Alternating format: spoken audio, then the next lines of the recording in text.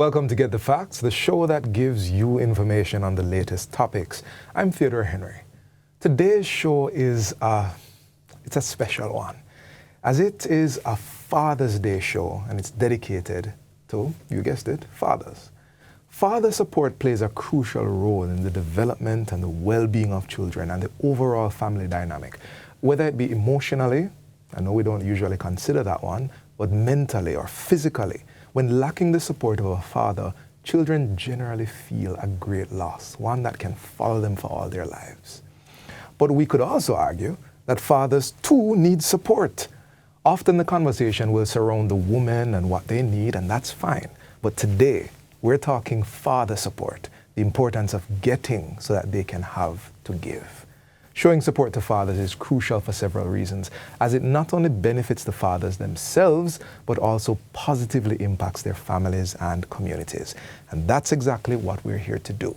We are joined by Ms. Kesia Carr, Chief Executive Officer of the National Parenting Support Commission, NPSC.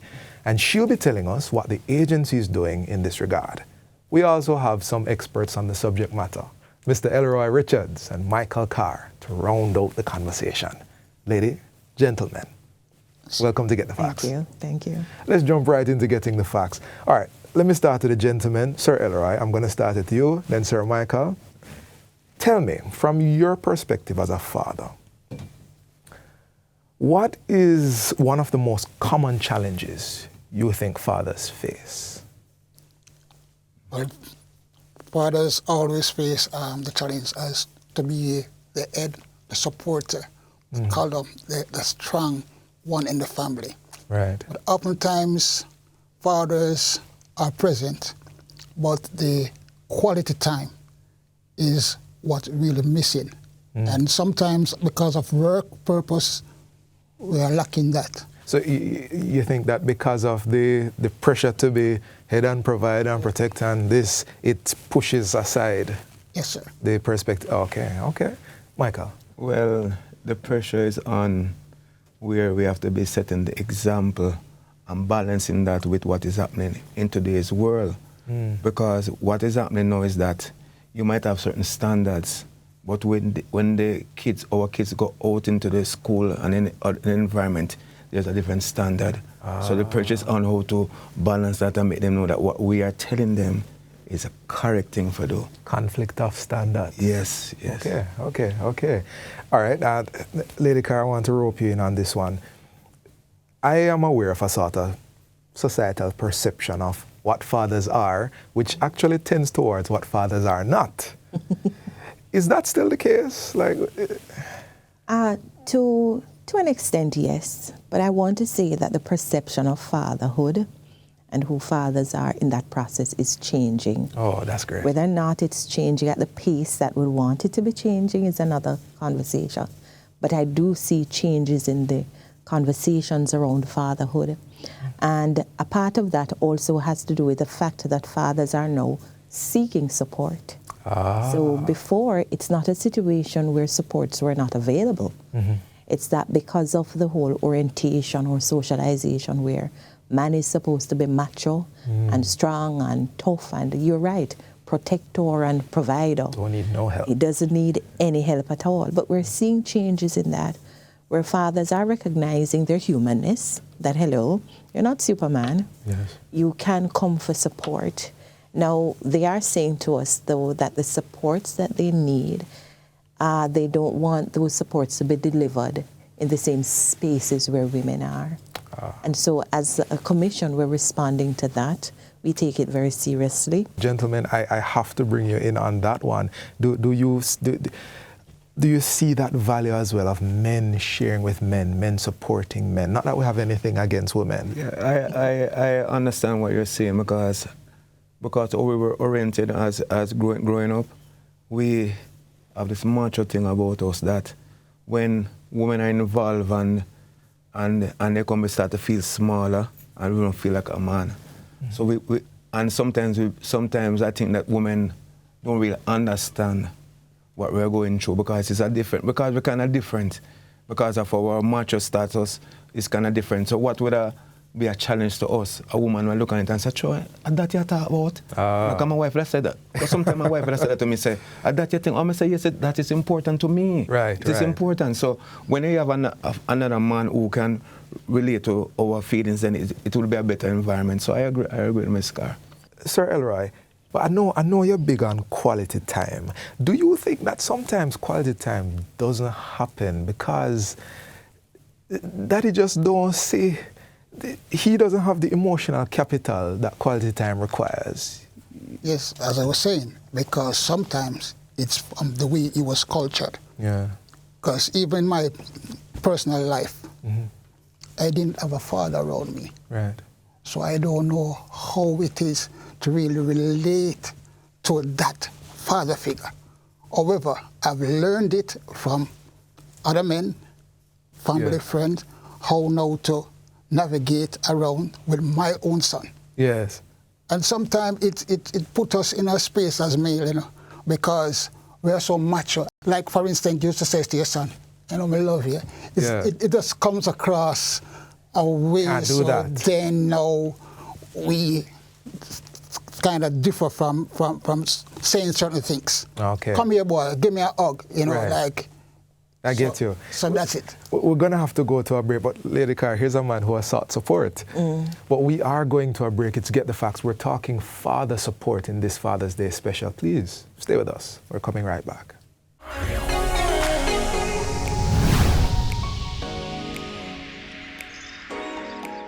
Welcome back to Get the Facts. We're continuing our conversation on father support. Lady Carr, let's talk about the NPSC and how do you think workplaces can better support fathers? Well, you know, the National Parenting Support Commission is this wonderful entity housed under the Ministry of Education that has been established to give support to parents simply. Right. And workplaces can support fathers, one, by ensuring that they get the time to spend that quality time that is being referenced. We hear it a lot actually at the Commission.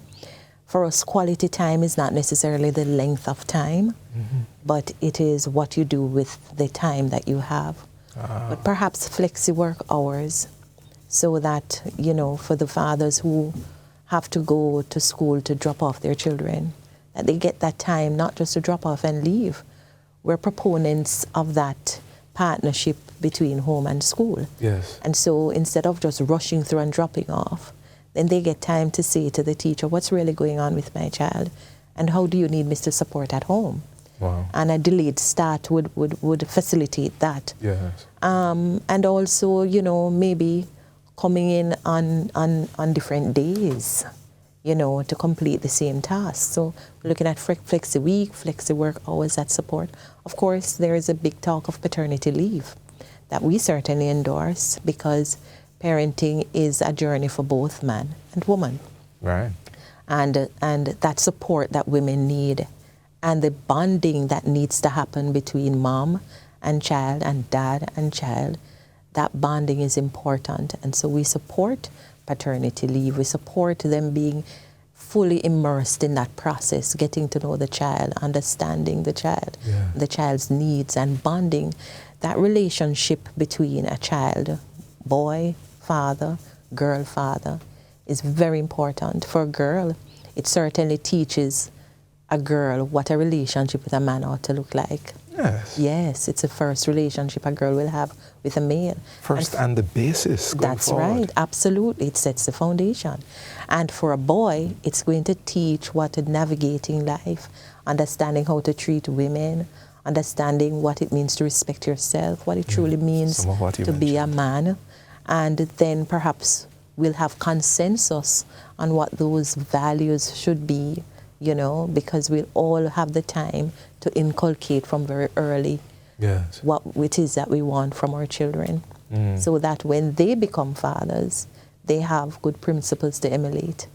Right, you are. A house built together is certainly That's stronger. right, that's right. Gentlemen, you have a subject matter expert here at the national level, National Parenting Support Commission. I'm opening the floor. Is there a question you would pitch to Lady Carr? Why is it that it seems, in my point of view, that there's a bias when it comes to men's feeling in the society. Why is that? Well, that's really, the bias that you sense is real, and that's because of what you said before. The way we're socialized, the way our boys are socialized from they're young, that you're not supposed to tap into their feelings. You heard the conversation about mental health, and he went right to emotional health, what you feel and how you think. In Jamaica, what we feel is described in so many ways as bad. We use bad to describe a range of feelings. We don't teach the words, and so there is a bias that men should not feel. You're supposed to power through. True. And so that is something we all have to work on changing as a society. How do we view our boys and allowing them to understand their feelings and name the feelings that they have so that we can better be able to work through. Sir Elroy, you have one for us? My question would be, why is it that the males are being pressured to support the child, and in which it's a mother-father situation? Why the male has been so pressured? And I think what's implicit in your question is financial support, right? And you're right, support is a wide range of things. It's certainly not limited to financial support. And that's a question to ask. Why are males pressured to be the sole providers? Because it really shouldn't be. And I know too that there is data that show that the man in the household not only supports his child, if there are other children, he's expected to support those children too, especially if the father is missing, and support the woman. That's something we have to change as a society too, that there are two persons who are responsible for the well-being and upbringing of the child, and support is not limited to finances, but support emotionally. And you have to understand the language for emotions, what you feel, you know. So the support is wide, and it really ought to be shared equally between mother and father. Great questions. Thank you. Thank you for the answers. And Lady Carr, can you share with us just a little bit in these last few minutes, actually seconds, what is it that the NPSC has in store for fathers? Well, we have a lot in store for fathers. We do have programs that range to develop effective parenting skills. Recently, just Wednesday, we had a training session for 100 men. And the idea is that we're building their capacities to give support to their peers and other boys who are fatherless, and primarily in tough ecologies, because we do have concern that these boys are lured into gang activities because many of them are fatherless. And so we're supporting them through mentorship for their peers and for these boys. And of course, today, being Sunday, we have the Eternal Father Awards, where the public gets to nominate men who have displayed effective parenting practices, and we're awarding them. And I think it's a great first step as a country for us to not only celebrate our men on Father's Day, but to celebrate them all year round, because they're great men, great fathers who are contributing very well to the upbringing of their children, and by extension, the uplifting of our society. And we must hear those stories too, more often. For sure, for sure. There are many fathers and to-be fathers who are watching this program. If I can ask all three of you to just give that one bit of encouragement you'd like to leave with our audience, starting with Lady Carr, working our way to Sir Carr. Fatherhood is a journey. It's a very important journey as well. It never stops. It starts from conception and it goes throughout. Under law, it will say by age 21 when they're adults, or 23 if they're in school. But any adult will tell you that the father who is around, they still need their support. It's an important journey. The National Parenting Support Commission has been established to help all fathers across this country. And we want to listen to your stories. We want to provide the supports for you. And where we don't have the answers, we have other agencies, other ministries, where we can work together to find those answers, because we believe that you are important and the support is available to you. Sir Elroy? Yes. In closing, I would just like to salute all fathers out there, all real fathers out there.